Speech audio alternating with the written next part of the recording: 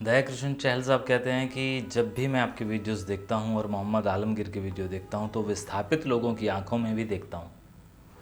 India में आए लोगों ने अपने पीछे छूट चुकी जन्मस्थली के प्रति प्रेम तो है, लेकिन यहाँ आकर वो पूरी तरह संतुष्ट नज़र आते हैं। लेकिन पाकिस्तान में गए लोग वहाँ की सरकार और लोगों से इतने संतुष्ट नज़र नहीं आते हैं। उनकी आंखों में एक दर्द सा देखा जा सकता है, एक गहन तड़प, एक गहन प्यास, और किसी तरह हम इंडिया में होकर आए। कुल मिलाकर बंटवारा गांधी जी और नेहरू जी ने कुछ सोच कर किया था, लेकिन उनके दुष्परिणाम बहुत ज़्यादा झेलने पड़े लोगों ने इसकी नेहरू, गांधी जी और जिन्ना को भी आशा नहीं थी कि ऐसा भी होगा। धन्यवाद। अच्छी बात है कि इस तरह के सवाल आते हैं, तो इस सवाल के अंदर कई सारे सवाल हैं और उन सब के जवाब छोटे छोटे। जब भी मैं आपकी वीडियो देखता हूं और मोहम्मद आलमगीर की वीडियो देखता हूं तो विस्थापित लोगों की आंखों में भी देखता हूं।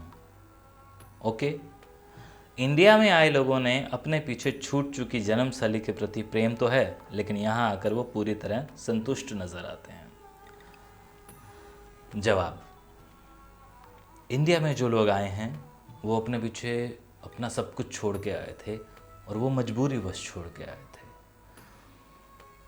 और जैसे आप लोगों के शब्दों में कहा जाता है कि लुट पीट कर आए थे, रिफ्यूजी हैं, और पता नहीं क्या क्या वर्ड्स दिए गए थे। वो संतुष्ट इसलिए नज़र आते हैं कि एक तो वो अपनी सब चीज़ें वो भुला चुके हैं उस तरह से कि वो जाना नहीं चाहते हैं। मैंने 1000 के तकरीबन वीडियोस किए हैं, उनमें मेरे को शायद 10 या 15 लोग ऐसे मिले होंगे जिन्होंने ऑन कैमरा ये कहा है कि हम वापस जाना ही नहीं चाहते। और अगर गलती से उस शख्स ने ये कह दिया है तो उनके बच्चों ने ये कह दिया कि बाबूजी तो बस वैसे ही, क्यों जाएं हम, क्या है हमारा वहाँ, ये बात। अब संतुष्ट वो इसलिए नज़र आते हैं कि उन्होंने मेहनत मशक्क़त करके इतना सब कुछ वो वापस से खड़ा कर लिया है, अपना साम्राज्य स्थापित कर लिया है। उनको लगता है कि क्या रखा है पीछे, क्यों जाएं हम। जिनको जो मिला वो उतना तो नहीं था जितना वहाँ था, लेकिन जो मिला वो उसी में संतुष्ट हैं, तो इसीलिए वो संतुष्ट नज़र आते हैं। लेकिन पाकिस्तान में गए लोग वहाँ की सरकार और लोगों से उतने संतुष्ट नज़र नहीं आते हैं। अब यहाँ इसका जवाब उससे थोड़ा और लंबा है। उसके दो कारण हैं, पिछले जवाब से जोड़ते हैं। जो यहाँ के लोग हैं ना, उन लोगों ने मेहनत की, यहाँ की मिट्टी से मोहब्बत की, इस मिट्टी को भी उपजाऊ बनाया, और यहाँ के लोगों को भी बहुत कुछ दिया, सरकारों को भी बहुत कुछ दिया। तो उन लोगों को यहाँ के लोगों ने और सरकारों ने भी बहुत कुछ दिया, तो उन्हें वो इज्जत मिली। यहाँ के लोगों की बात कर रहा हूँ। उन्हें लगा कि हाँ, हम जहाँ से आए हैं वो तो चलो जो छिन गया, यहाँ पे हमें वापस से सब कुछ मिल गया, जिसमें उनको वो भाईचारा भी मिला। यहाँ के लोगों ने जब शुरू शुरू में उन्हें नहीं कबूला, तो बाद में धीरे धीरे बहुत कुछ यहाँ के लोगों को समझ में आया कि ये लोग वैसे नहीं हैं, ये लोग कुछ खास बात रखते हैं अपने दम पे। इसीलिए यहाँ के लोग संतुष्ट हुए और यहाँ के लोगों को वो सारी चीज़ें मिल गई।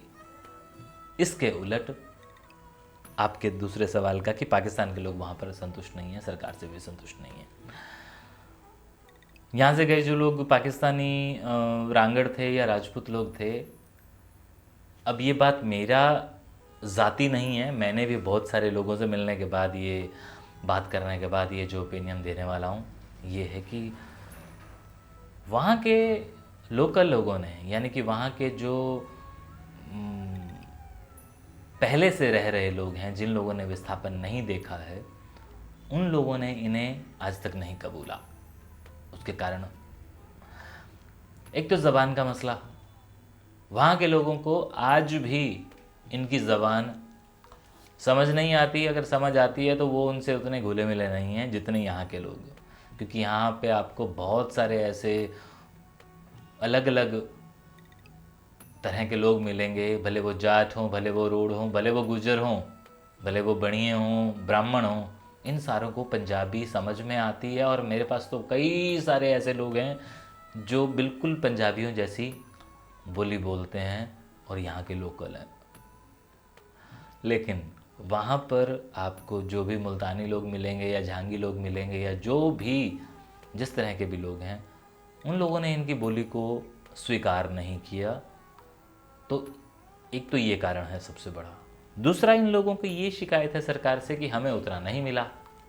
अब वो शिकायत तो यहाँ के लोगों को भी है, लेकिन यहाँ के लोगों ने शिकायत करके अपने आप को फिर से स्टैंड कर लिया है। और वहाँ के लोग जो हैं, वो कुछ लोगों ने इस बात को गलत साबित किया, अपने आप को स्टैंड किया, वो लोग हैं। लेकिन जिनके वीडियो आप लोग देखते हैं, वो लोग वहीं के वहीं बैठे हैं। वो लोग मिट्टी से भी जुड़े हुए हैं, या ये कह लीजिए कि वो अभी पिछड़े विचारों में हैं, वो उन्हीं परिवारों में हैं। उन्होंने तरक्कियां बहुत ज़्यादा नहीं की हैं। जो उन्हें वहाँ मिला था वो उसी में से खर्च कर करके खा रहे हैं। यहाँ पे भी हुआ है, इवन मेरे परिवार में भी हुआ है। मेरे दादा ने कोई यहाँ पे आने के बाद बिजनेस नहीं किया। जितनी ज़मीनें मिली, जितना कुछ मिला, उसी को बेच बेच के खाया, अंत समय तक खाया। तो ऐसे भी लोग हुए हैं।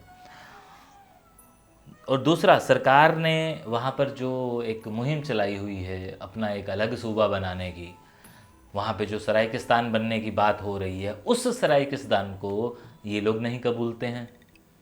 जो यहाँ के रांगड़ लोग हैं, वो कहते हैं कि काहे का सरायकिस्तान भाई, हमारी जो 4-5-6 करोड़ या जितनी भी आबादी है, हम इनके साथ शामिल ही नहीं है। उधर से वो लोग जो हैं, वो वाकई में ये कहते हैं कि भाई ये तो हैं ही अलग शुरू से ही।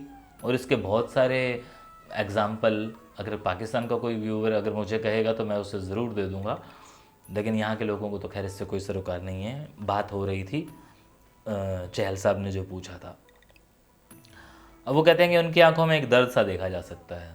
दर्द वो इन्हीं चीज़ों का है कि हम लुट पिट के हिंदुस्तान को, यानी कि यहाँ से इस हरियाणा को छोड़ के वहाँ पे भी गए। जिन्ना साहब ने बड़ी बड़ी बातें की थी कि ऐसा मुल्क होगा, वो तो वो है नहीं। ऐसा मैं नहीं कह रहा, शब्दों में तो मैं कह रहा हूँ, लेकिन वास्तव में तो वास्तविकता वहाँ है ना, वो लोग जानते ही हैं।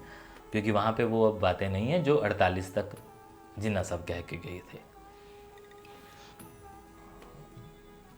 कुल मिलाकर बंटवारा गांधी जी और नेहरू जी ने कुछ सोच कर किया था, लेकिन उसके दुष्परिणाम बहुत ज़्यादा झेलने पड़े लोगों ने। अब गांधी जी और नेहरू जी ने सोच समझ कर कहाँ किया था।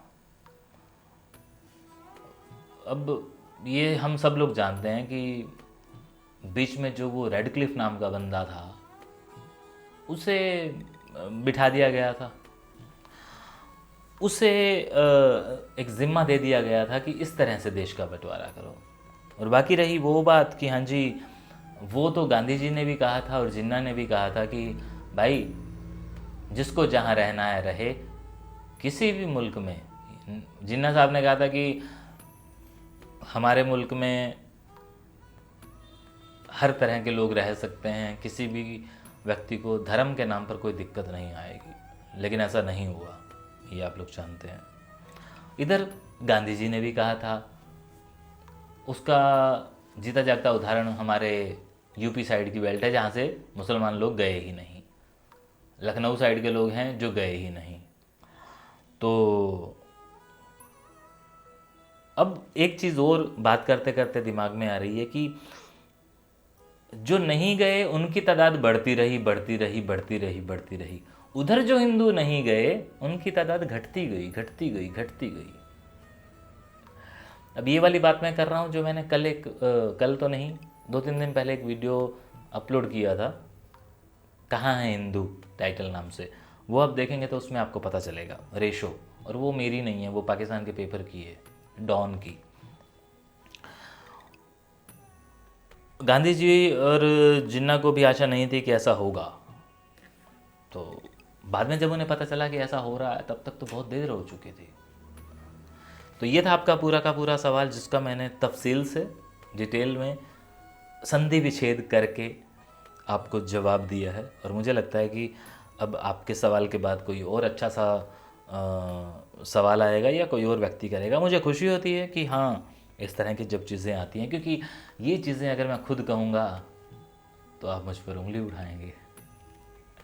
मैं जानता हूँ आपकी फितरत को, और क्योंकि है मैं खुद नहीं कह रहा हूँ, प्रमाण है इस व्यक्ति जैसे और लोग जो वो पूछते हैं, और मेरा फ़र्ज़ बनता है, मेरा एक ज़िम्मा बनता है, क्योंकि मेरे पास एक प्लेटफॉर्म है, वहाँ से जो बातें आती हैं वो मैं सबूतों के साथ, बातों के साथ वो पूरी करता हूँ। मुझे वाकई में इन सारी चीज़ों को अकेले में बताने में खुशी नहीं होती। मैं चाहता हूँ कि बहुत सारे लोग बैठे हैं, मैंने पिछले भी वीडियो में कहा था। बट एनीवे, अगले वाले वीडियो में सुन लीजिए उन लोगों के जवाब जिन लोगों ने पीछे ये बताया है कि भाई, इसी वाले वीडियो में जिसमें ये बताया गया कि तुम्हारे इंटरव्यू देने वाले, मेरे इंटरव्यू देने वाले अमीर लोग होते हैं और आलमगीर वाले गरीब, उसमें बहुत सारे लोगों ने कमेंट्स किए हैं। वो कमेंट्स मुझे पक्का बताया आप लोगों ने नहीं पढ़े, इसलिए मैं उनको एक वीडियो में पढ़ने वाला हूँ, आप वो ज़रूर देखिएगा। शुक्रिया।